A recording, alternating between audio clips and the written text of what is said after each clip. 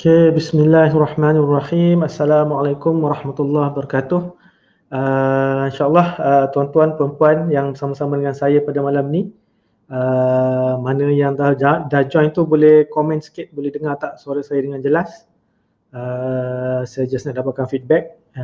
Yang pertama, siapa yang dah bersama-sama dengan saya boleh tinggalkan komen, confirmkan boleh dengar suara dengan jelas. Alright. Yang kedua, minta tolong, minta bantuan pada sahabat-sahabat, rakan-rakan saya yang bersama-sama pada malam ini. InsyaAllah kita sesi santai-santai sahaja. Okay. Topik berkenaan dengan RBI, Risk Based Inspection. Yang mana minta tolong sharekan link FB Live pada malam ni. Mudah-mudahan lebih ramai yang akan dapat manfaat daripada perkongsian santai pada malam inilah. Okay. Jadi topik kita pada malam ni adalah introduction to API 580 Risk Based Inspection. Okay. Jadi untuk berkati sesi kita pada malam ni, insyaAllah sama-sama kita mulakan dengan bacaan kita Al-Fatihah.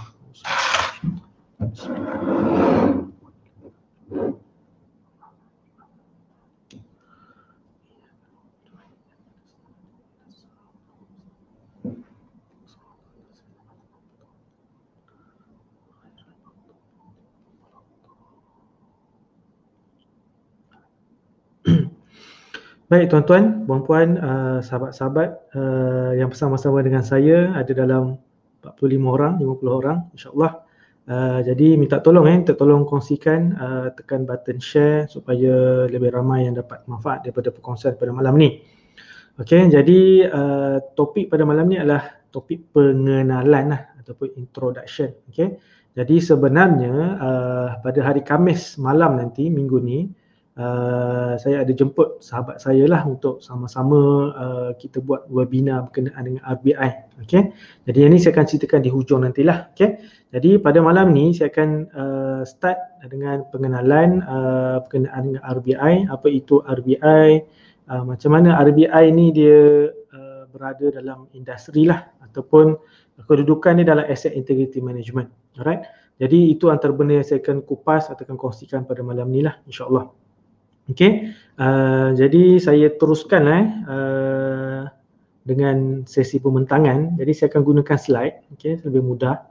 Tapi kalau ada sebarang pertanyaan, sebarang persoalan, sebenarnya boleh tulis dekat ruangan komen. Okey, nanti di hujung rancangan nanti saya cuba untuk jawab. Okey, kalau tak dapat jawab pada hari ini pun, insyaAllah kita akan kongsikan jawapannya pada sesi-sesi yang seterusnya.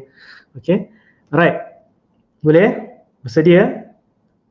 Okay, boleh tulis apa di ruangan komen tu, saya ready lah, okay, untuk kita teruskan dengan sesi perkongsian pada malam ni. Okay.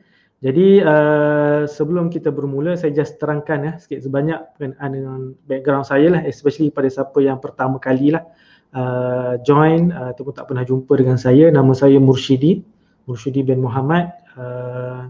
Sekarang menetap di Kertih sebenarnya, bersama-sama mengasaskan iPetro ni pada tahun 2014. Okay, mula dulu belajar di University of Auckland, New Zealand. Habis belajar terus bekerja di Melaka Refinery hampir 7 tahun ke 8 tahun sebelum saya set up my own company lah. Okay, jadi terima kasih pada yang respon ready. Okay, terima kasih tuan. Okay, terima kasih Tuan Khairin Hisham. Okay, alright, saya Dina Ali. Alright. So insyaAllah okay, so bermula itulah langkah pertama lah saya masuk dalam industri oil and gas, start sebagai project engineer, and then saya involved dalam construction lah, design, construction, commissioning of Melaka Group 3 loop based oil plant. Okay, so kilang dipanggil lubricant lah yang pertama seumpamanya bawah Petronas lah. Okay. Jadi habis saja construction, commissioning, and then saya berpindah ke maintenance, okay, sebagai mechanical supervisor, and then baru berpindah ke engineering lah, okay, engineering sebagai turnaround planner, okay. And then 2014 saya start buat freelance sebagai API inspector, okay, dan set up iPetro lah, okay. Peringkat awal kita buat trading, and then kita move to services. Sekarang ni saya fokus kepada asset integrity management solution lah. Okey, apa kita buat? API inspection, NDT, kita buat consultancy services, training and consultancy. Okey, itu sikit sebanyaklah berkenaan background saya. Okey, so sekali lagi sekarang kita dah ada dalam 60 ke 70 peserta bersama-sama dalam FB Live. Alright, terima kasih Tuan Fakhruddin, Big Boss expert. Terima kasih atas sokongan anda. Alright, jadi minta tolong last call, tolong kongsikan sesi FB Live pada malam ni, mudah-mudahan lebih ramai yang mendapat manfaat lah. Okey, jadi saya teruskan dengan slide saya.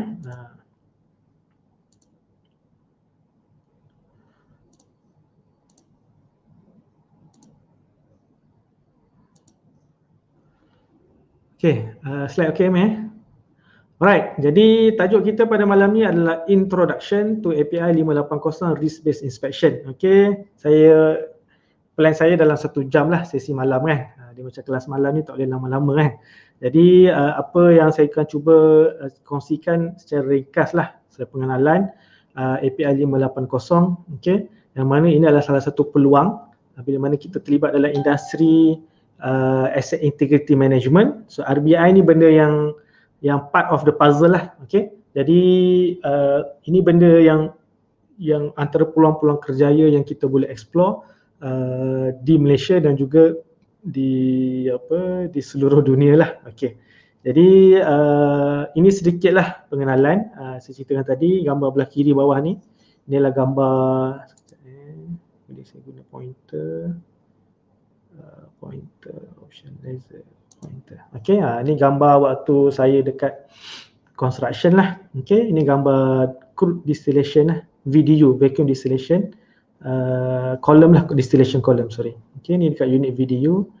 Ni gambar waktu first time induction lah, orientasi waktu pertama kali join lah. Okey, ini kat bawah ni adalah dah siap complete first commercial operation anniversary lah. Maksudnya Kelang dah beroperasi daripada first drop keluar produk tu lepas tahun. Ini dia punya anniversary lah. Okey, ada gambar saya kecil kat sini lah. Okey, alright, jadi ini bermulalah kerjaya selepas baju kuning kita berbaju hijau. Ini buat kerja inspection lah. So beberapa tahun tu memang saya fokus buat freelance API inspection. Ini gambar dalam kolom, dalam reaktor, dalam kolom lah kita buat inspection. Ini gambar dekat offshore. Ini saya ada pengalaman bekerja di Vietnam juga, di Australia dan beberapa negara lah. Okey, ini saya juga buat involve dalam drone inspection. Kita buat mainly untuk flare inspection dan juga piping lah, ataupun internal. Kita pernah buat code drum internal inspection. Okay, and then selain daripada buat kerja inspection, saya juga mengajar lah. Okay, kita mengajar dekat EdTech. Ni saya mengajar daripada tenaga pengajar dia lah. Okay, saya mengajar dekat DOSH, JKKP, di HQ dan juga di beberapa negeri lah, di Johor, di Kedah, di Perak dan sebagainya. Okay, selain berdekat Malaysia, saya juga mengajar kat Vietnam lah. Okay, ni antara anak murid Vietnam di Petro Vietnam yang kita dah ada lah, beberapa anak murid yang dah lulus exam API lah, alhamdulillah. Okay, so itu sikit sebanyak lah saya punya background. Nama Mursyidi tadi. Okay, so saya merupakan professional engineer, PEPC untuk mechanical. Okay, untuk API saya ada 510 pressure vessel, piping, storage tank dan juga RBI. Okay, and then tambahan IR 4.0 ni saya ambil juga lesen drone pilot lah dekat Australia. Okay, ini antara lesen yang istimewa lah. Okay, and then saya memang mengajar part time dengan NIOSH dan juga full time dengan Petro Academy lah. Okay, jadi sebenarnya saya ada set up dipanggil API Masterclass. Kalau siapa yang tak biasa dengar, boleh buka dekat ipetroacademy.com. Boleh tengok kita ada buat sepanjang PKP lah, daripada tahun lepas lagi kita dah set up online course lah yang kita namakan sebagai Masterclass. Tuan-tuan boleh belajar pasal pressure vessel, piping dan juga tank melalui e-portal lah, portal website ataupun portal e-learning portal, sorry. Okay, jadi kat situ tuan-tuan boleh belajar mengikut masa sendirilah. Okay, and then saya banyak bercakap bagi orang kata perkongsian tentang strategi untuk kembangkan kerjaya lah. Okay, ni sikit sebanyak berkenaan dengan saya. Tuan-tuan boleh follow saya dekat LinkedIn IR Mursyidi, di Instagram ataupun di FB lah. Okay, alright, so kita masuk kepada topik yang kita nak bincangkan pada malam ini. Alright, so kita dah menghampiri 100 yang bersama-sama kita malam ini. Terima kasih kepada tuan-tuan yang berkongsi. Jadi kita kena melihat dari segi why kan. Kenapa kita cakap pasal asset integrity? Kenapa kita cakap pasal RBI, risk based inspection? Okay? Sebab apa? Kita berbicara tentang industri yang high risk, risiko yang tinggi tapi high return lah. Okay? So antara industri yang involve directly dengan asset integrity dan juga RBI ni adalah oil and gas lah mainly. Okay? Kalau tuan-tuan boleh buka lah ni, kalau sejarah atau study dengan HSC ni antara orang kata case study yang klasik lah. Piper Alpha North Sea, ni dekat North Sea ya, dekat dekat Europe lah okey. Jadi ini yang berlaku insiden pada tahun 1988 yang sebenarnya menjadi trigger point. Akhirnya kita ni buat maksudnya beroperasi, maksudnya kita kena very concern tentang asset integrity, tentang safety dan sebagainya. Sebab apa? Impact dia kepada life manusia, human, kepada environment dan juga kepada ekonomi lah, business itself lah. Jadi penting untuk kita uruskan kita punya asset integrity management dengan baik lah. Okay.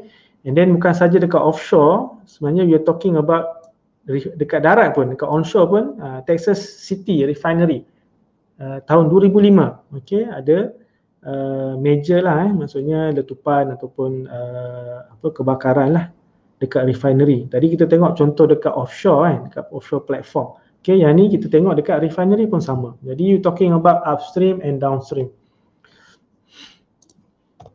Okay, and then ni yang paling glamour lah. Kalau siapa tak tengok lagi, saya sarankan pergi tengok lah, cari kan. Deepwater Horizon. Memang satu movie yang menarik, yang kita boleh dapat gambaran lah macam mana situasi berada di platform, macam mana bekerja di platform, nature bekerja kan, rotation dia darat laut kan, dan macam mana kita manage bila berlaku real life kan, bila berlaku insiden ataupun kemalangan ataupun major insiden, macam mana benda tu ada impact dia kepada keluarga, family kan, macam mana dia punya rescue, macam mana dia punya macam mana orang kata manage insiden lah okay. Dan after insiden apa yang berlaku lah, okay. Ni banyak benda yang menarik lah. Kalau tuan-tuan tengok movie tu, dia boleh relate lah, especially kepada orang yang tak pernah pergi lah. Siapa yang tak pernah pergi offshore, maybe dia boleh faham lah, dia boleh dah biasa dengan situasi di offshore lah. Okay, ini salah satu yang besar di Gulf of Mexico. Okay, and then next one kita tengok juga 2012 Venezuela ni di kawasan Amerika Selatan okay. Jadi same thing, berlaku refinery, big fire kat sini, right? So ini antara insiden-insiden yang real, yang pernah berlaku dalam industri. Dan saya sendiri bekerja dalam oil and gas ni lebih hampir 13 tahun, memang kebakaran depan mata kita dah tengok kan, LTI kita dah tengok kan. So banyak benda sebenarnya, insiden-insiden yang berlaku kat kontraktor, dekat klien dan sebagainya, benda tu adalah real. Dan benda tu sebenarnya yalah, kita tak nak benda tu berlaku pada diri kita ataupun kawan-kawan kita lah. Okay, so that's why tak nak we need to put orang kata proper precaution lah, ataupun prevention lah daripada berlaku insiden-insiden yang tak diingini. Okay, jadi kenapa saya tunjuk gambar-gambar tadi, sebab benda ni dia akan relate dengan terminologi yang digunakan adalah asset integrity management. Okay, saya dulu start sebagai trading, kita supply barang dan kita buat maintenance. Sekarang ni our focus di iPetro sebenarnya adalah memang asset integrity management.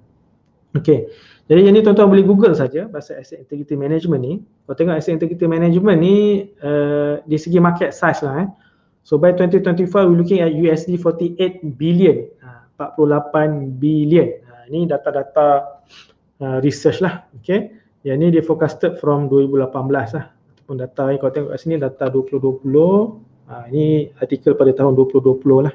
Okay, jadi boleh tengok lah yang terbaru kan. Saya pun tak ada data yang terbaru, tapi saya nak cerita sikit macam apa yang ada dalam report ni lah. Okay, jadi ini overview berkenaan dengan asset integrity management. Kenapa saya cerita pasal asset integrity management? Kalau kita melihat daripada kacamata top view lah, ataupun big picture, sebenarnya RBI ni adalah satu komponen di dalam asset integrity management. Okay, yang mana asset integrity management ni dia melibatkan people, proses dan juga material, yang mana ia adalah satu sistem that allows management of the ability and potential of an asset to conduct its operation effectively, thereby mitigating and reducing deterioration caused by corrosion and fatigue crack lah. Okay, so ni antara dia punya definition of asset integrity management. Okay, so fokus dia sebenarnya kepada pressure containing vessels like tanks, pipes, okay, pressure vessels. Ni adalah contoh-contoh pressure containing lah. Okay, and then kita punya intention ataupun objektif kita sebenarnya untuk protect the assets, okay, the plant itself kan, people and then juga environment, okay. Dan kita bukan hanya tengok pada orang kata aging asset saja. Sebenarnya bila kita kata asset integrity management, dia start daripada product life cycle kan, daripada conception, daripada design, daripada operation, inspection dan sampailah kepada kita nak replace ataupun kita nak decommission. Okay, so this part of the product life cycle yang involve asset integrity management. Okay, and then the asset integrity management system intends to maintain the asset in a fit for service condition. Kalau siapa biasa dengan asset integrity, dia biasa dengan istilah FFS. Okay, fitness for service. Ni antara benda yang kami buat juga. Okay, kita ada buat FFS untuk tank baru-baru ni, tank vacuum. Kita ada isu case macam crack assessment kan. Kita pernah buat pitting assessment. Jadi ini antara contoh-contoh fitness for service lah yang iPetro buat lah masa ni. Okay. Jadi kalau tuan-tuan nak tengok ni antara global player lah. Jadi kita kata asset integrity management, BV, Intertek, SJS, Aplas kan, DNV, Oceaneering, Rosen, Technip, EMI dan sebagainya lah. Okay, tuan-tuan boleh kajilah. Alright. Cuma bila tengok dalam market study asset integrity management, dia pecahkan kepada beberapa segmen untuk service. Okay. Jadi yang pertama adalah RBI, risk based inspection. Okay. And then kita ada yang kedua pipeline integrity management. Kita ada yang ketiga corrosion management. Okay. So sebelum ni saya dapat invite kawan saya Tuan Nozafri untuk cerita pasal corrosion management. Okay. So minggu ni insyaAllah Khamis malam ni kita akan berbicara pula berkenaan dengan risk based inspection dari aspek praktikal lah. Okay. Yang mana is a live, orang kata live document lah. Okay. Jadi ini kita akan kongsikan pada sesi webinar yang akan berlangsung pada hari Khamis minggu depan. Hari Khamis minggu ni. Okay. Nanti boleh tengok iklan dia selepas habis sesi ni nantilah. Okay. Boleh daftar di situ. Okay. Cuma dia ada 7 lah kat sini. So RBI, pipeline, ada corrosion management, structural, integrity, NDT inspection, RAM, reliability, availability, maintainability dan juga hazard identification, hazard. Okay. Jadi macam saya, kalau tengok sini antara ketujuh-tujuh ni yang paling besar sebenarnya market share adalah pada NDT inspection lah. Okay. Jadi ini is the biggest market share lah. Okay. So ini kalau tengok pun kita anticipated to grow with the highest, maksudnya the highest potential growth adalah pada NDT segment. Okay. Jadi poin saya kat sini adalah part of asset integrity management adalah RBI. Okay. Dan bila kita pecah pula tadi dari segi servis, yang ni dari segi industri pula. In terms of industry segment, memang the paling highest adalah oil and gas lah. So yang contribute the highest amount, highest value dalam asset integrity management adalah oil and gas. Okay. And then kita ada juga power, mining, marine dan juga aerospace. Alright, so kalau tuan-tuan teringin berminat nak belajar mengenai asset integrity management, tuan-tuan boleh download buku ni secara percuma. So memang buku ni memang penulis dia Dr. Peter McLean-Miller ni, dia memang buat untuk diberikan secara percuma. Tuan-tuan boleh pergi dekat Telegram channel saya, siapa yang belum subscribe, boleh join Telegram channel saya IR Murshidi dan tuan-tuan boleh download daripada situlah. Okay, dia ada handbook ni. Okay. So ini sikit, saya cerita sikit sebanyak lah di segi definition. We talking about asset integrity adalah ability of an asset to perform its required function effectively and efficiently whilst protecting health, safety and the environment. Jadi ini dia punya standard definition lah. Okay. Jadi kalau tuan-tuan pergi mana-mana pun sebenarnya dia takkan lari lah with this definition. Okay. Cuma apa yang kita buat dalam asset integrity management, maksudnya kita kena ensure, pastikan people and then system, process and resources which deliver the integrity are in place. Maksudnya benda tu ada.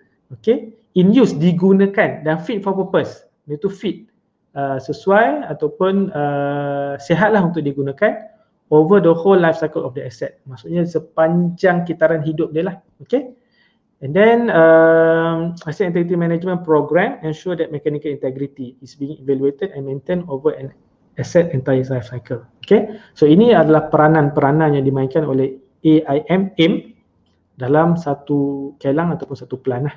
Alright. Jadi bila kita tengok dari segi asset life cycle, elemen kita start dengan design, dah buat design kita buat construction. Contohlah kelang, kita nak buat satu refinery yang baru dekat mana? Contohlah nak buat dekat Yan, Kedah contohnya kan. Okay, kita akan start dengan design. Okay, start dengan basic design, detail design, okay. And then lepas tu baru start dengan construction, fabrication, okay. And then kita akan start setiap construction, commissioning, and then pergi pada operation, and then start and maintenance lah, okay. Modification and then decommissioning, okay. Ni kita punya typical life cycle. Dan asset integrity involve di sepanjang cycle ni lah, daripada design, construction, operation, modification dan juga decommissioning, okay. So these are the basic principles. Okay, kalau tuan-tuan tengok ini dalam buku tadi lah ni buku yang saya cerita ni, sebenarnya nota ni dalam buku Asset Integrity Management Handbook. Tuan-tuan boleh download kat dalam channel Telegram saya. Okay, so apa main contributor to asset integrity? Ada 4.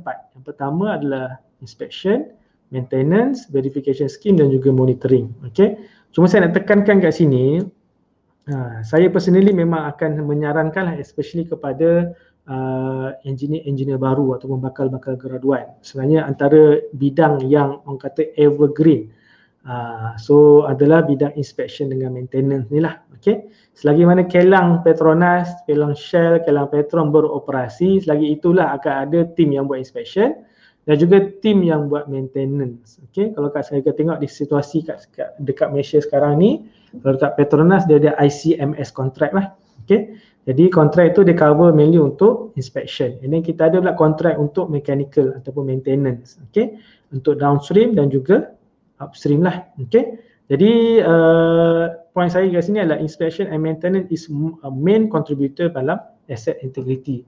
Dan ini juga adalah bidang yang pada saya adalah evergreen. So benda ni bukan saja apply dekat upstream atau downstream oil and gas, tapi benda yang sama boleh diguna pakai pada industri-industri yang lain. Okay.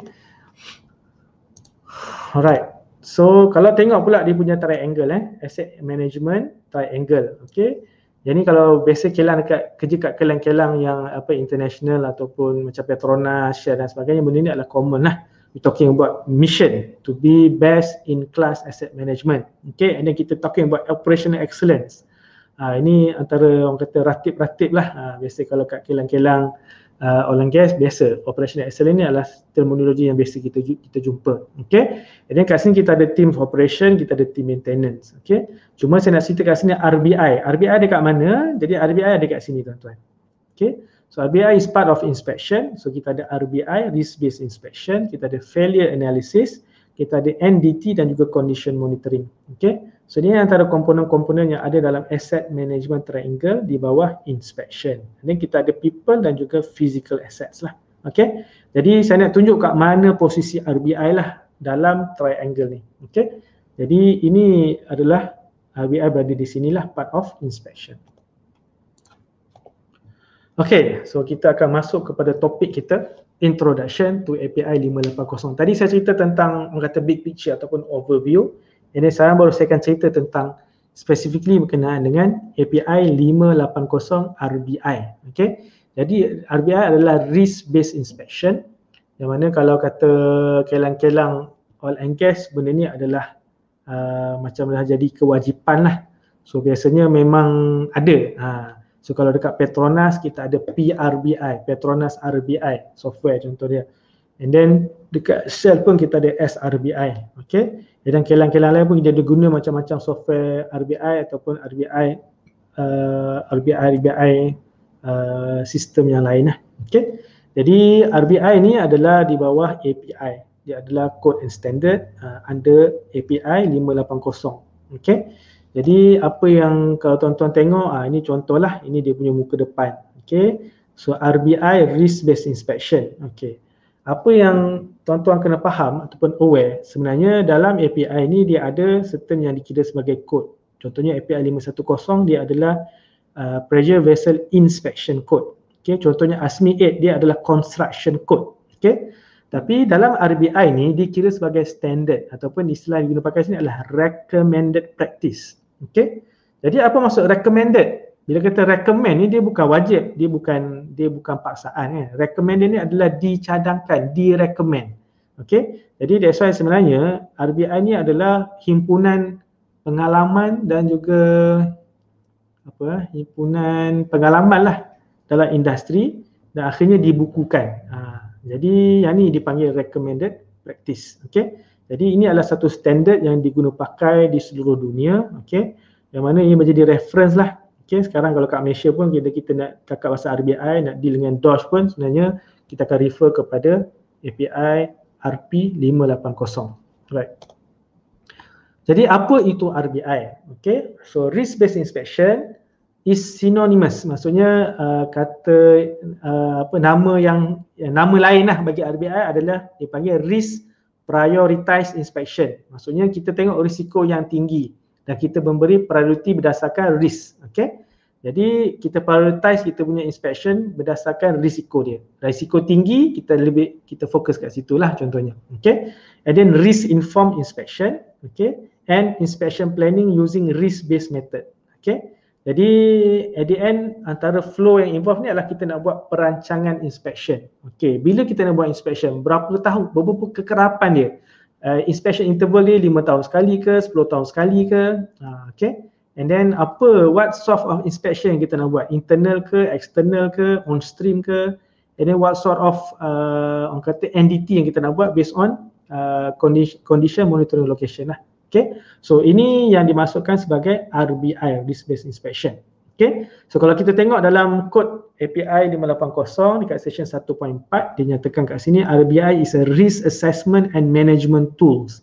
So dia adalah satu tools, okay, untuk risk assessment, kita buat assessment pada risk dan juga management tools, okay, that address an area of risk management not completely addressed in other organizational risk management efforts such as process hazard analysis.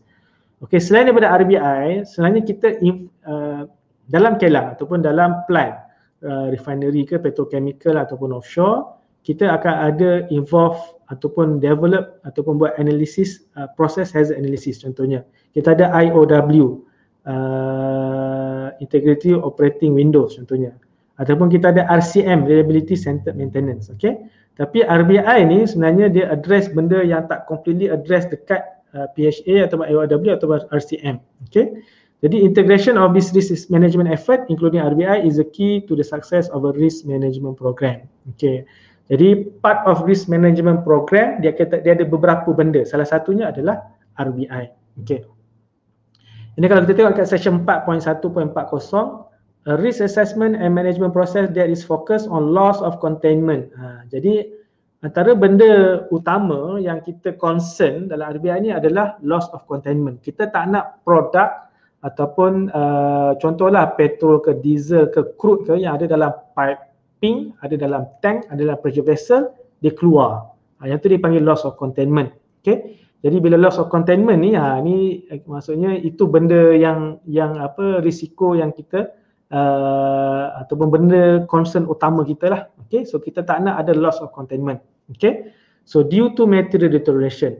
Okay. So disebabkan oleh material lah. Okay.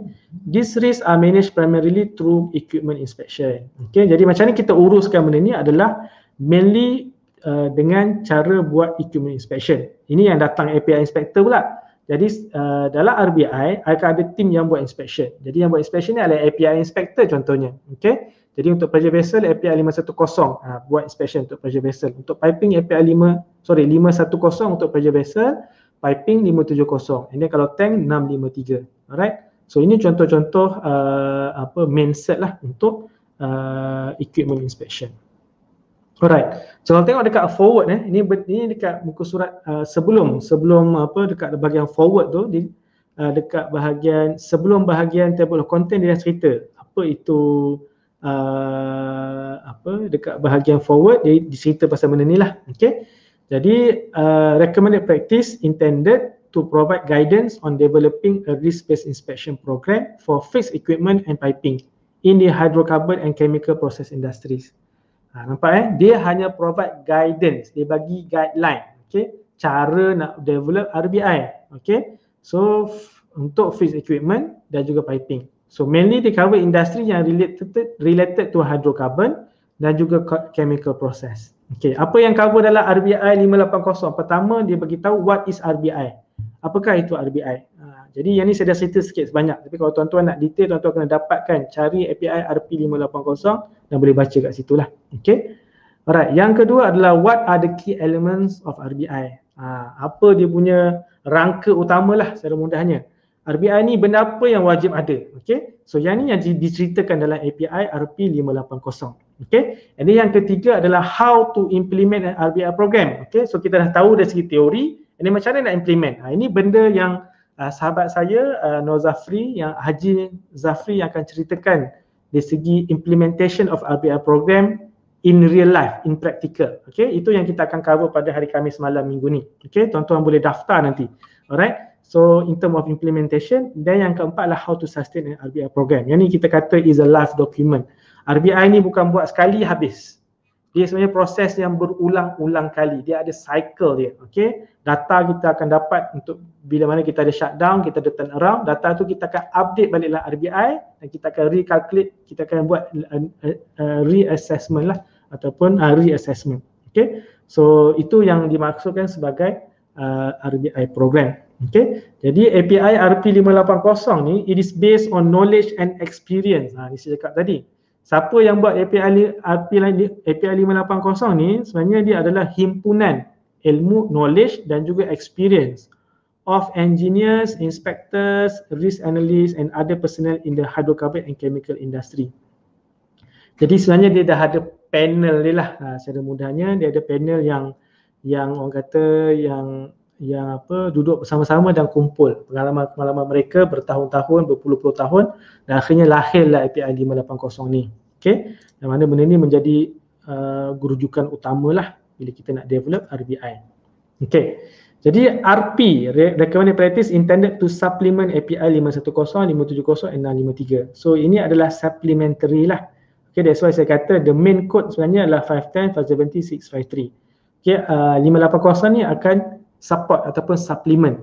Okay, dan juga dia serve as a guidance untuk user untuk perform RBI assessment. Macam mana nak buat RBI assessment, ni adalah guideline dia. Okay, jadi kelang-kelang ataupun industri yang nak gunakan, nak start implement RBI, so boleh study dan tengok ini adalah guideline-guideline yang kita perlu follow untuk kita buat RBI assessment.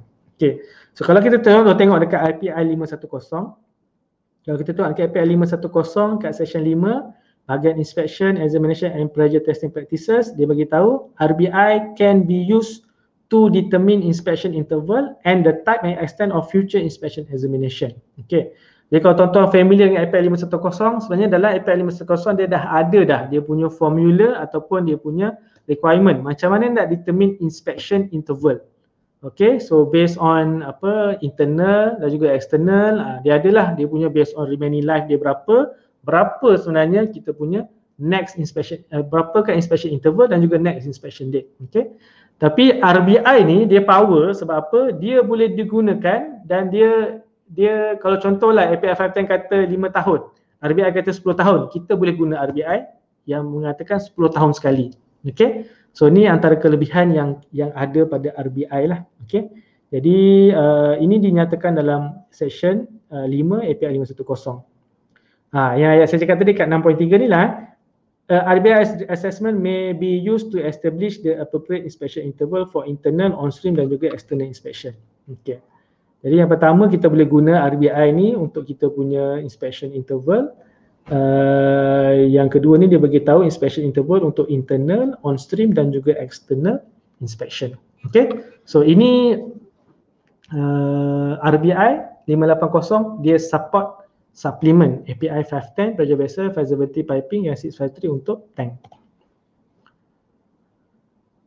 Okay, ini sejarah lah So kalau tengok dari segi development RBI, di peringkat awal sebenarnya yang initiate dia dekat nuclear reactors lah. Okay, yang ni pada tahun 1975, and then ASMI start form risk analysis task force dia 1985, dan 1991 baru dia buat guideline yang pertama volume 1 pada tahun 1991.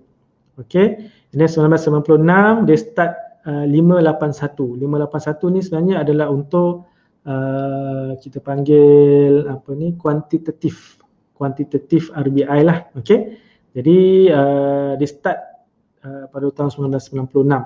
Okay, dan pada tahun 2001 Europeanized RBI sponsored by CPI started remap. Okay, jadi dekat Europe. Okay, and then 2002 barulah kita develop RBI recommended practices. Okay, yang kita guna hari ini sebenarnya sejarah ni dia develop pada tahun 2002. Okay, and then 2008 baru kita keluarkan API RP581. Okay, yang ini adalah base resource document on risk based inspection. Okay, jadi sebenarnya general document, main document adalah 580. So 581 sebenarnya diceritakan dengan lebih detail apa yang ada dalam kuantitatif, okay, RBI. Okay, yang tu kan saya akan ceritakan lebih lanjut kemudian lah. Okay, so ini sikit sebanyak dia punya sejarah dia lah, kenaan dengan macam mananya lahir RBI. Dia start dengan nuklear, and then dia start dengan ASME, dia form, and then ASME, and then API, and then akhirnya lahirlah API RP580 dan juga 581.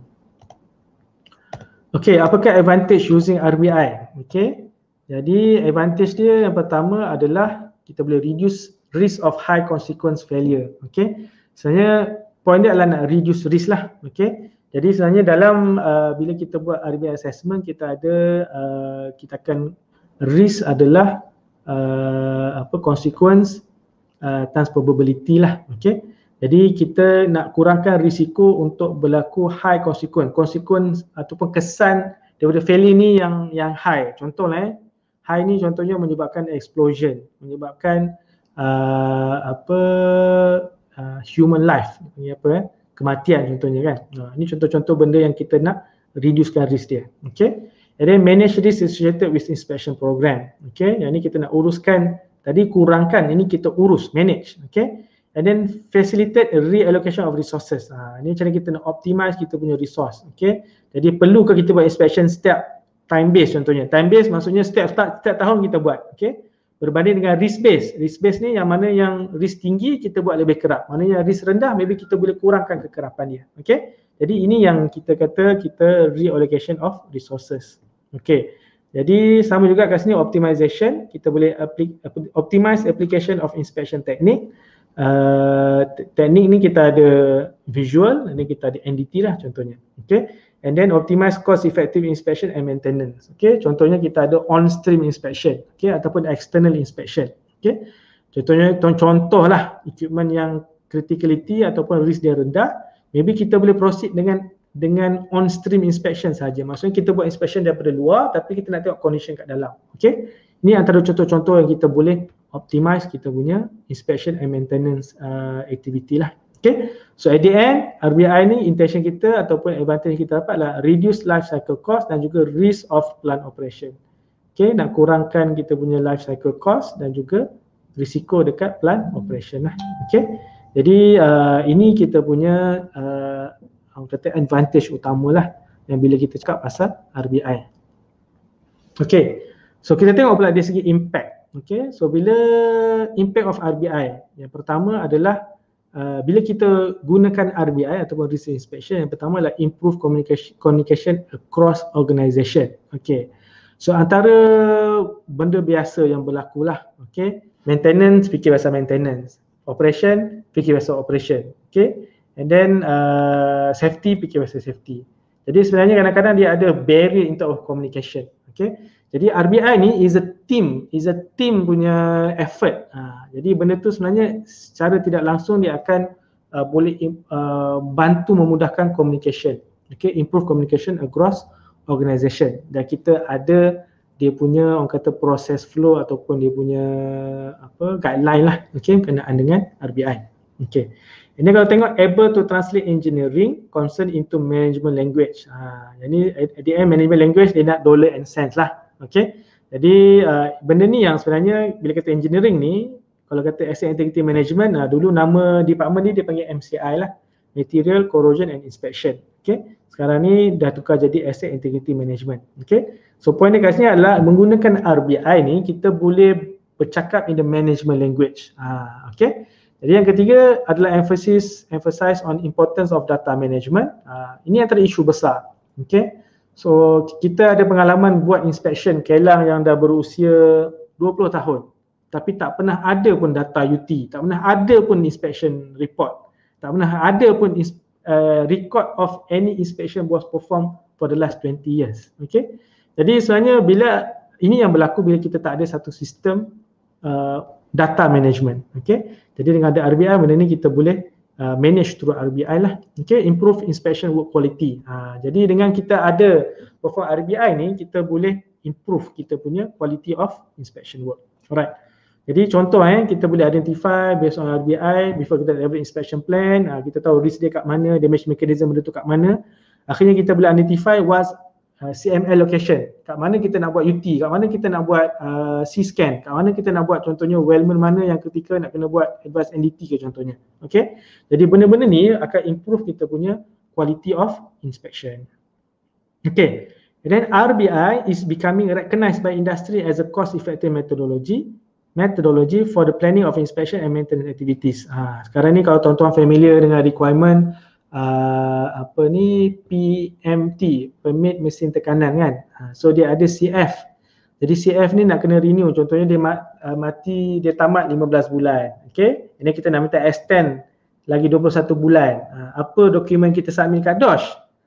So RBI lah dokumennya. Okay. Salah satu dokumen kita kena submit kat DOSH adalah RBI report lah ataupun RBI assessment. Okay.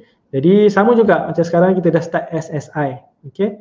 And then beberapa lagi lah P-code dan kita ada OSR dan sebagainya lah. Jadi benda-benda ni nak bagi tahu adalah RBI ni adalah recognized by statutory body lah. Kalau kat Malaysia ni specifically adalah DOSH ataupun JKKP. Okay. Jadi sebenarnya bila contoh kita nak apply for SSI, Special Scheme of Inspection, memang kita kena present lah team, client ataupun owner kena present ke DOSH untuk kita apply untuk SSI tersebut. Dan kita kena very aware lah, kita ada team lah, RBI team kita dan juga based on RBI punya apa dia panggil lah, RBI planning process lah. Okay. Alright, so ini impact lah ataupun penting bila mana kita cakap pasal RBI, sebab kalau kes kat Malaysia ni, RBI ni dah jadi important document untuk kita justify kepada DOSH for CF renewal ataupun CF extension lah. Okay. Jadi ini antara kelebihan utama lah yang ada di Malaysia specifically. Okay, kalau tuan-tuan buka API 580, ini dia punya basic konsep lah. Okay, bila kita kata risk based inspection, sebenarnya risk apa maksud risk? Okay, risk adalah probability of failure kali dengan consequence of failure. Okay, jadi apa contoh probability of failure? Kebarangkalian untuk berlaku failure. Okay, jadi probability ni dia sebenarnya bergantung lah. Contohnya probability of failure, contoh leak. Okay, dia bergantung kepada corrosion dan juga material degradation. That's why dia akan relate balik dengan API 571, damage mechanism. Okay, contohnya stainless steel 300 series, okay, dia ada susceptibility untuk stress corrosion cracking kalau ada chloride dalam sistem tu. So menyebabkan chloride stress corrosion cracking. Jadi kita tengok dalam history of operation dekat material stainless steel 300 series ni ada tak exposure ataupun chloride masuk dalam sistem. Okay. Jadi benda tu boleh menyebabkan berlaku chloride stress corrosion cracking sebagai contohnya. Okay. Ataupun cara kita nak prevent, kita tak nak introduce any chloride, contohnya kita buat hydro test untuk heat exchanger yang stainless steel, kita gunakan dimming water. Ini contoh-contoh benda yang praktikal yang biasanya diguna pakai lah. Okay.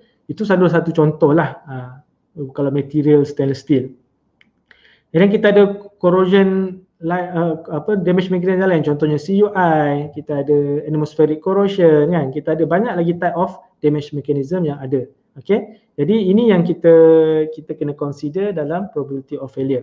Okay, and then kita kena tengok juga inspection effectiveness. Contoh kita buat UT, okay, tapi UT ni is a general kan, tapi contohnya failure yang berbentuk localized. Okay, dan kita buat UT, kadang-kadang kita miss the spot dan menyebabkan berlaku failure, kita tak sedar sebenarnya berlaku localized steaming kat situ. Especially contohnya erosion lah, kawasan-kawasan yang berlaku localized erosion contoh. Dan kita tak buat pun spesifik atau area ataupun further assessment dekat kawasan yang susceptibility kepada high susceptibility kepada erosion contohnya. Okay. Dan benda ni yang kita kena tengok bagi kita punya CML, Condition Monitoring Location. Adakah CML kita mencukupi, adakah CML kita berada di tempat yang pada lokasi, pada point yang sepatutnya. Okay. And then maintenance effectiveness. Cara kita buat maintenance, cara kita buat repair, betul ke tak betul kan? So kalau kita buat repair cara yang salah, tak ikut standard, boleh berlaku contohnya rework ataupun boleh berlaku failure balik kan. Jadi benda ni adalah cara kita nak control probability of failure. Jadi sebenarnya kita boleh control benda ni. That's why dia start daripada engineering. Daripada engineering kita dah pilih dah. Material selection, in term of fabrication, type of well joint kan. And then inspection effectiveness, macam mana kita buat inspection program kita kan. Macam mana kita buat maintenance. Jadi benda-benda ni sebenarnya adalah benda yang kita boleh control. Probability of failure, kebarangkalian untuk berlaku failure. Okay. Yang kedua adalah consequence. Consequence ni adalah kesan daripada failure. Okay. Contohnya dia bergantung kepada proses karakteristik. Contohnya fluid composition, pressure dan temperature. Contohnya kita beroperasi dekat hydrotreating punya unit. Okay. Hydrotreating. Okay. Contohnya hydrotreating menggunakan hidrogen lah. High temperature, high pressure. Okay. Jadi bila dia leak at high temperature, high pressure lebih berbahaya berbanding dengan line yang contohnya piping leak fire water line. Okay. Jadi kita nampak consequence dia berbeza. Okay. Satu dari segi pressure dah berbeza, high pressure dengan maybe lower pressure. Yang kedua temperature, very high temperature dengan normal temperature. Okay. Jadi ini adalah kesan consequence of failure yang bergantung kepada proses karakteristik. Okay. Yang kedua adalah volume of fluid contained. Contohlah tangki yang besar 200 meter diameter contohlah kan. 200 meter diameter leak. Okay. Berbanding dengan tangki air. Tangki crude 200 meter leak berbanding dengan fire water tank leak. Okay. Yang volume lebih kecil contohlah. Ataupun crude yang tank kecil berbanding tank besar. Okay. So volume ni akan memberi kesan yang besar kepada consequence of failure lah. Okay. Jadi yang ni yang bila dah berlaku insiden, yang ni yang sebenarnya kita we have little control. Okay. Contohlah tiba-tiba berlaku leak. Okay. Dekat flange inlet kepada contohlah distillation column. Ni benda-benda yang pernah berlaku. Jadi bila leak, automatically dia auto ignite fire bomb. Okay. So bila dia terbakar, dan benda tu boleh merebak ke equipment ataupun unit-unit yang lain lah. Okay. Jadi ini yang kita namakan sebagai consequence of failure. Okay. Jadi bila kita risk, probability ni kali dengan consequence. Okay. Jadi macam mana kita buat, sebenarnya kita panggil sebagai risk ranking. Okay. Contoh tadi kita cakap risk adalah probability kali dengan consequence. Okay. Contoh kita ambil case fire water tadi contohnya. Okay. Fire water leak, fire water tank ataupun fire water piping leak. Okay. So consequence of failure maybe A atau B lah. Contohlah kita letak B. A lah, kita letak A Kalau fire water leak, consequence dia A. So air je bocor, tak ada apa-apa. Likelihood of failure, maybe probability untuk failure dia tinggi. Okay. Sebab apa? Sebab biasanya kita guna carbon steel je. Dan kadang-kadang kita punya water quality kita tak boleh nak control. Okay. Jadi maybe probability of failure 3. Jadi A 3. So kita akan dapat still low risk. Okay. Kita ambil contoh yang lain. Contohnya leak dekat reactor. Okay. Reactor temperature tinggi, pressure pun tinggi contoh. Jadi kalau kata benda tu consequence of failure, dia akan memberi contohnya berlaku explosion. Okay. Contohlah kita letak D kat sini. Okay. Tapi likelihood of failure, kita boleh tengok daripada sejarah history kita beroperasi refinery selama 20 tahun. Berapa kali reactor leak ataupun reactor explosion. Okay. Contohlah kita letak 2. Okay. Jadi D2 kita akan dapat medium risk. Ini cara kita buat risk ranking lah. Okay, so that's why bila kita nak buat risk ranking ni biasanya dia akan involve team lah. So RBI team dia involve daripada RBI engineer, inspection engineer, material engineer, corrosion engineer, process engineer, technologies, mechanical maintenance, okay, safety, HSC, PSM contohlah. Ini antara department ataupun department yang involve dalam proses of development of RBI. Okay. Jadi saya sendiri personally involve waktu set up dipanggil apa baseline lah RBI untuk MG3 lah ataupun Melaka loop based outline dulu. Okay.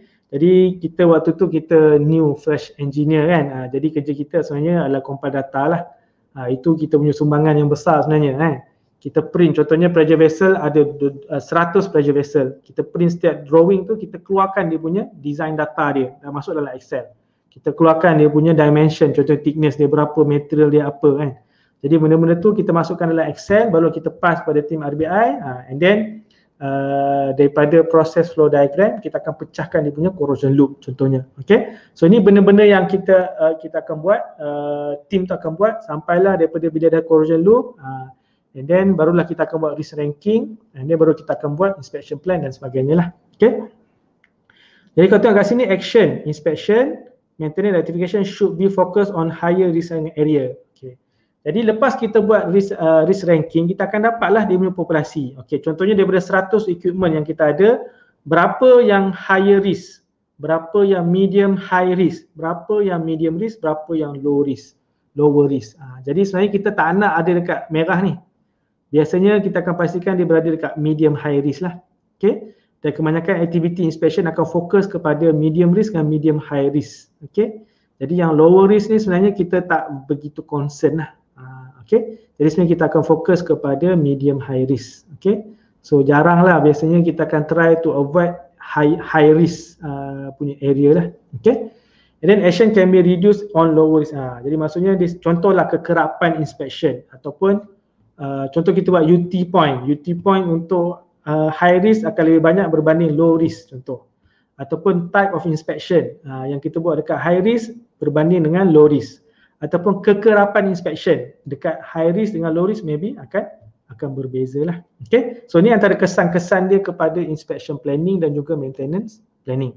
Okay, jadi in summary, okay, bila kita kata pasal RBI, inilah dia punya basic. Okay, jadi ini adalah dia punya basic process flow ataupun planning process. Okay, apa yang berlaku sebenarnya, yang pertama adalah data information collection. Inilah kerja saya waktu saya jadi fresh engineer. Waktu masuk start kerja, kita junior kan, jadi kerja kita adalah compile data lah. Print semua drawing kat size A3, pindahkan data dalam drawing ni masuk dalam Excel. Okay, so dia ada template Excel yang mana corrosion specialist perlukan data tersebut untuk dia buat assessment lah. Okay. Jadi kita yang saya dan saya punya kawan 2-3 orang ni dan kami yang kumpul data ni, baru kita pass kepada tim RBI dan dia start dengan kita punya daripada data information collection, baru kita boleh start risk assessment process. Okay. Jadi macam mana kita buat risk assessment, kita kena tahulah berapakah consequence of failure, berapakah probability of failure. Yang ni kali dengan ni kita akan dapat dia punya risk ranking. Okay. Jadi risk ranking ni maksudnya kita punya population lah. Berapa persen berada dekat high, berapa medium, berapa low contohnya. Okay. And then daripada risk ranking ni barulah kita develop inspection plan. Okay. Jadi kalau inspection plan, siapa yang familiar dengan sistem Petronas, biasanya dulu dia pakai Scheme of Examination, SOE. Sekarang ni dipanggil IRP, Inspection atau Integrity Reference Plan. Okay. Jadi inilah yang sebenarnya kadang-kadang kerja inspektor dia masuk awal untuk planning and preparation, dia prepare inspection plan. Dan benda ni kita akan update every time new TA, kita akan ada new inspection plan lah berdasarkan data yang kita dapat the last TA. Okay. Jadi based on inspection plan and then kita buat mitigation. Contohlah based on inspection plan and then contoh mitigation adalah repair lah contohnya. Okay. And then bila buat inspection kena repair. Ini kita repair ataupun kita ada shutdown, ini kita ada data yang baru, kita buat reassessment. Okay. Jadi cycle ni dia berulang-ulang sampailah bila-bila. Okay. Jadi ini yang saya kata is a live document. Okay. Is a live orang kata benda yang hidup lah. Jadi dapat data baru kita run balik assessment. Dapat data baru kita run balik assessment. Okay. Dan the cycle continuous lah. Okay, jadi in summary, bila kita kata pasal RBI, inilah yang tuan-tuan kena faham. Dia start dengan data information collection, kita buat risk assessment process based on risk, consequence of failure kali dengan probability of failure, kita dia buat risk ranking, and then from risk ranking barulah kita buat inspection plan. Okay, jadi kalau kata kena repair dan sebagainya, kita akan masuk dalam mitigation dan kita akan buat reassessment every time kita ada new data.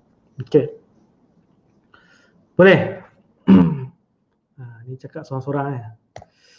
Alright, so itu sebagai pengenalan. Okay, last kali saya akan ceritakan sedikit berkenaan dengan requirement untuk siapa yang berminat nak ambil exam. Okay, sebenarnya kita ada buat training untuk API 580 pada tengah bulan Februari. Nanti tuan-tuan boleh tengoklah dekat page iPetrol Academy ataupun Al-Mursyidi. Okay, jadi antara added value ataupun tambah nilai di segi professional cert yang ada dalam RBI adalah API 580. So bawah ICP Individual Certification Program under API, sebenarnya kita ada certification lah untuk API 580. Okay, jadi kalau tuan-tuan buka dekat website api.org, cari Individual Certification Program, boleh tengok dekat certification. So tuan-tuan akan jumpa tab ni lah. Okay, so bila tuan-tuan pilih 580, tuan-tuan akan nampak dah requirement dia kat sini. Okay, jadi kalau tuan-tuan dah ambil contohnya exam API 510, 570 atau 653, ini saya kata main cert. Biasanya orang kata full cert ni dia ada 3 cert ni lah. Okay, saya ada 3 cert ni campur dengan 580, ada 4 lah. Okay, InsyaAllah kalau rezeki tahun ni plan nak tambah lagi 1 kan. Tengoklah. Okay, cuma kalau kita dah ada 510 ataupun 570 ataupun 653, automatically kita boleh ambil exam 580. Okay, tapi kalau kita tak ada API 510, 570 ataupun 653, so qualification kita bergantung kepada combination of level of education dan juga industry experience within the last 10 years. Okay, jadi kita boleh tengok table kat bawah ni lah. Okay, contohnya kalau kita ada Bachelor of Science or higher in engineering or technology, ada degree, kena ada 1 tahun pengalaman, any experience dalam petrochemical industry. Okay, jadi kalau kita dah pernah kerja dalam petrochemical industry, lulus. Kalau kata 2-year degree or certificate in engineering, ini sistem US lah 2 years. Kalau kata high school diploma 3 tahun, kalau kata tak ada diploma ataupun degree, kena ada 5 tahun pengalaman bekerja dalam petrochemical industry. Barulah kita boleh layak ambil exam. Okey, jadi rujukan dia nak study memang kita baca RP 580 sahaja. That's why untuk exam sebenarnya di cover dekat RP 580. Exam dia duration dia 3 jam 15 minit, ada 80 soalan. Okay, multiple choice, closed book. Okay, jadi benda ni memang kita kena hafal, dan ini yang antara kursus yang saya ajar, yang kami provide di iPetrol Academy. Pertama adalah 510, 570, 653 dan juga 580. Okay, ini kalau ada rezeki insyaAllah kita nak tambah untuk 571 lah. Okay, so untuk siapa yang berminat nak belajar untuk ambil exam, memang kita akan buat training lah untuk siapa yang nak ambil exam ataupun nak belajar detail berkenaan dengan API 580. Boleh follow, nanti kita akan maklumkan dalam grup ataupun dekat dalam page iPetrol Academy ataupun Al-Mursyidi.